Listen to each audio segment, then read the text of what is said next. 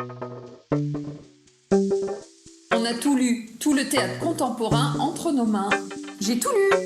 Non, me dis pas que t'as tout lu. Mais si, je te dis que j'ai tout lu. Mais t'as vraiment tout lu?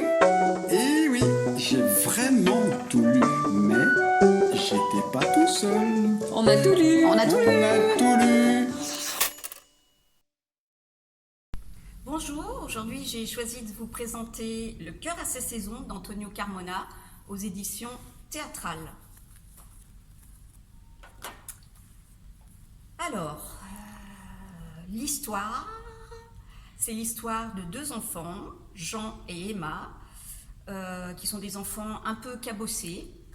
Jean est un petit garçon sensible, solitaire et mélancolique. Il veut devenir écrivain, mais il fait beaucoup de fautes d'orthographe. Emma, elle est en apparence assez sauvage. Elle est sourde, elle porte des appareils auditifs. Jean est amoureux d'Emma. Ils se prennent pour des adultes et confrontent leurs sentiments à toutes les saisons de l'amour. Ce que j'ai bien aimé dans cette pièce, c'est la langue, l'écriture, tous les jeux de mots. On a vraiment l'impression que l'auteur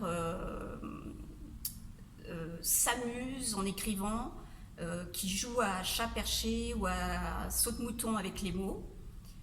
Cette pièce, elle a pour distribution donc deux personnages, un petit garçon et une petite fille, mais dans cette pièce, il y a également de nombreux jeux de rôle. C'est une pièce qui est drôle, qui est savoureuse et qui est pleine de tendresse, et c'est ce qui m'a plu. Pour dire deux mots de l'auteur, donc l'auteur Antonio Carmona est né en 91, il a une formation de jeu de l'acteur, mais également une formation de clown. Il a créé une compagnie qui s'appelle Si Sensible, et il crée surtout des spectacles pour enfants. Il a écrit une autre pièce qui a été éditée aux éditions Théâtrales qui s'appelle Maman a choisi la décapotable et qui est tout aussi jubilatoire.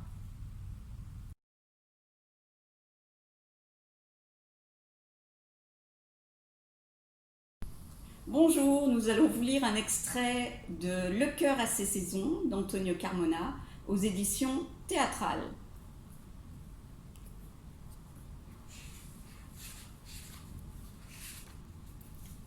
Printemps, juste une seconde après la fin de l'hiver. J'aimerais te dire que je t'aime quand même. Qu'est-ce que tu racontes? J'aimerais te dire que je t'aime quand même, je te dis. Tu ferais mieux de la fermer. Je comprends rien quand tu l'ouvres. J'aimerais te dire que je t'aime quand même, je te dis. Tu le crois?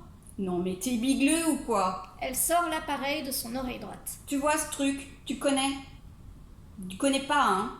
Eh ben ce truc, dès que j'appuie sur le petit bouton là, je baisse le son, je te capte pas. Jean va vers l'oreille gauche d'Emma. J'aimerais te dire que je t'aime quand même, je te dis. Emma sort l'appareil de son oreille gauche, elle appuie aussi sur le bouton. Désolé Jean, mais si t'avais quelque chose d'important à me dire, fallait t'y prendre un autre jour. Et à une autre heure surtout. Je suis complètement débranchée là. Tu devrais vraiment faire attention. Parce que quand une fille est complètement débranchée, elle peut être vachement craignos pour le garçon à côté d'elle. Surtout quand il est midi pile. Parce qu'à midi pile, c'est plus moi qui parle. C'est les poings. Elle remet son appareil. Donc, va voir ailleurs si j'y suis. Je suis pas comme tout le monde, moi. Jean s'éloigne. Il sort un petit cahier avec un stylo et écrit. Emma s'approche doucement et lit par-dessus son épaule. Le héros est seul sur le quai de la gare. Voie B. Il met dans ses poches 3 fruits de la passion cueillis sur un buisson ardent. Le train arrive. Valentin monte en pleurant. Il pense une fois de plus à sa mère qu'il n'a pas vue depuis longtemps. Ton histoire, elle marche pas. Ah bon?